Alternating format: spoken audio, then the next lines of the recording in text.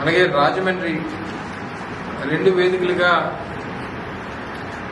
ఎన్డీఏకి సంబంధించినటువంటి ఎన్నికల ప్రచార సభలో ప్రధానమంత్రి నరేంద్ర మోదీ గారు, ప్రతిపక్ష నాయకుడు చంద్రబాబు నాయుడు గారు వైఎస్ఆర్ కాంగ్రెస్ పార్టీ మీద, గౌరవ ముఖ్యమంత్రి జగన్మోహన్ రెడ్డి గారి ప్రభుత్వం మీద అనేక విమర్శలు, ముఖ్యంగా అవినీతి ఆరోపణలు చేసినటువంటి సందర్భాలను చూసాం. అయితే భారతీయ జనతా పార్టీ ప్రధానమంత్రి గారు కానీ లేదా పార్టీ నాయకత్వం కానీ గడిచినటువంటి 5 సంవత్సరాలుగా జగన్మోహన్ రెడ్డి గారి నాయకత్వాన్ని లేదా రాష్ట్రంలో ఉన్నటువంటి వైఎస్ఆర్ కాంగ్రెస్ పార్టీ ప్రభుత్వాన్ని ఏదైనా అనేక సందర్భాల్లో విమర్శించుండి లేదా ఈ ఆరోపణలు చేసుండి ఇప్పుడు కూడా ఆరోపణలు చేసుంటే ప్రజలు నమ్మేవారు. కానీ 5 సంవత్సరాల వరకు ప్రభుత్వాన్ని లేదా వైఎస్ఆర్ కాంగ్రెస్ పార్టీ నాయకత్వాన్ని ప్రభుత్వంగా ప్రజలకు చేస్తున్నటువంటి సంక్షేమం గురించి, అభివృద్ధి గురించి ఏ రోజు సరే ప్రతిపక్షాలకి, ఈరోజు రాష్ట్రంలో ఉన్నటువంటి ప్రతిపక్షాలకి అవన్నీ కనపడకపోవచ్చు. కానీ ఎన్నికలు వస్తున్నాయి కాబట్టి, ఎన్నికలు రేపు మరో వారం రోజుల్లో ఎన్నికలు ఉన్నాయి కాబట్టి వచ్చి వైఎస్ఆర్ కాంగ్రెస్ పార్టీ ప్రభుత్వాన్ని విమర్శిస్తే మనకి మంచి జరుగుతుంది లేదా మా కూటమికి మంచి జరుగుతుంది అనుకుంటే వారి తాలూకు అమాయకత్వం. కేవలం చంద్రబాబు నాయుడు గారు ఇచ్చినటువంటి స్క్రిప్ట్ని ఆ రకంగా మాట్లాడితే వైఎస్ఆర్ కాంగ్రెస్ పార్టీకి నష్టం కలుగుతుంది, జగన్మోహన్ రెడ్డి గారికి ఇబ్బంది కలుగుతుంది అనేటువంటి అభిప్రాయం వాళ్ళకుంటే వారి అమాయకత్వం.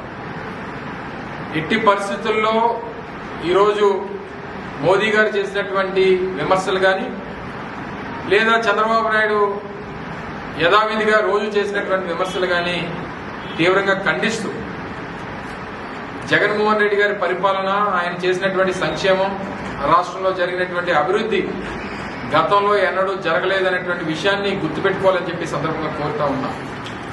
ఒక విషయానికి భారతీయ జనతా పార్టీ సమాధానం చెప్పాలి. ఇదే 5 ఏళ్ల క్రితం అప్పుడున్నటువంటి తెలుగుదేశం పార్టీ ప్రభుత్వం అప్పుడు ఎన్నికల ప్రచారానికి వచ్చినప్పుడు ఇదే మోదీ గారు చంద్రబాబు నాయుడు పట్టుకొని పోలవరాన్ని ఏటీఎంలా వాడుకున్నాడు, అనేక రకాలుగా అవినీతి కార్యక్రమాలు చేశారు, అమరావతి ఒక పెద్ద స్కామ్ అని ఇన్ని రకాలుగా మాట్లాడినటువంటి నాయకత్వాలు ఈ రోజుకు వచ్చేసరికి చంద్రబాబు నాయుడు అభివృద్ధి చేస్తాడు, చంద్రబాబు నాయుడు గారిని లేదా కూటమి గెలిపించండి అని చెప్పడం మొన్నటి వరకు బాబు మాత్రమే యూటర్న్ అనుకున్నాం. ఈరోజు మోదీ గారు కూడా యూటర్న్ తీసుకోవడం అనేటువంటిది చాలా విచిత్రంగా ఉంది.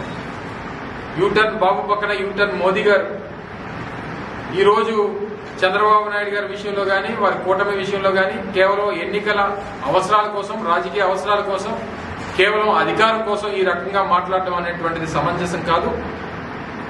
వాస్తవంగా వారు రాష్ట్రానికి సంబంధించి ముఖ్యంగా పోలవరం విషయంలో దాదాపు 22,000 కోట్ల రూపాయలకు సంబంధించి కేంద్ర కేబినెట్ ఆమోదం కోసం దాదాపు 4 కేబినెట్ల నుంచి ఎదురు చూస్తూ ఉన్నాం. ఎందుకు కేంద్ర కేబినెట్ ఆమోదం తెలపట్లేదు? ఎందుకు దానికి క్లియరెన్స్లు ఇవ్వట్లేదు? కేవలం ఎన్నికల అవసరాల కోసం చంద్రబాబు నాయుడు గారు చెప్పారని చెప్పి ఈరోజు అనేక సందర్భాల్లో జగన్మోహన్ రెడ్డి గారితో ఏదో చీకటి ఒప్పందం భారతీయ జనతా పార్టీకి ఉందని చెప్పి విమర్శలు చేసినటువంటి నాయకులు ఇప్పుడు చీకటి ఒప్పందాలు ఎవరితో ఉన్నాయో అనేటువంటిది బహిర్గతమైంది. కేవలం పొత్తులు, రాజకీయ అవసరాలు, ఎన్నికల్లో విజయం సాధించాలి, రాజకీయంగా రేపు లబ్ధి పొందాలి, రేపు అధికారంలోకి రావాలి అనేటువంటి దానికోసం ఈ రకమైనటువంటి విమర్శలు సమంజసం కాదనేటువంటి విషయాన్ని కూడా ఈ సందర్భంగా తెలియజేస్తా ఉన్నా. ప్రధానంగా నేను నిన్న కాక మొన్న మాట్లాడినప్పుడు కూడా వైఎస్ఆర్ కాంగ్రెస్ పార్టీ తరఫున ఉమ్మడి విశాఖపట్నం జిల్లాలో జరుగుతున్నటువంటి సభ, ఈ ప్రాంత ప్రజల తాలూకా సెంటిమెంటు, రాష్ట్ర ప్రజల తాలూకా సెంటిమెంటు, విశాఖ ఉక్కు ఆంధ్రుల హక్కు అనేటువంటి నినాదంతో సాధించుకున్నటువంటి విశాఖపట్నం స్టీల్ ప్లాంట్ ప్రైవేటీకరణకి వ్యతిరేకంగా జరుగుతున్నటువంటి పోరాటం 1180 రోజులుగా జరుగుతున్నటువంటి పోరాటానికి కనీస గౌరవం ఇస్తారు. ఇప్పటికన్నా ఇక్కడ ఉన్నటువంటి ప్రజల తాలూకు సెంటిమెంట్ తెలుసుకొని తీసుకున్నటువంటి నిర్ణయాన్ని వెనక్కి తీసుకుంటాం, ప్రైవేటీకరణ చెయ్యం, ప్రైవేటైజేషన్ ఆలోచన మానుకుంటాం.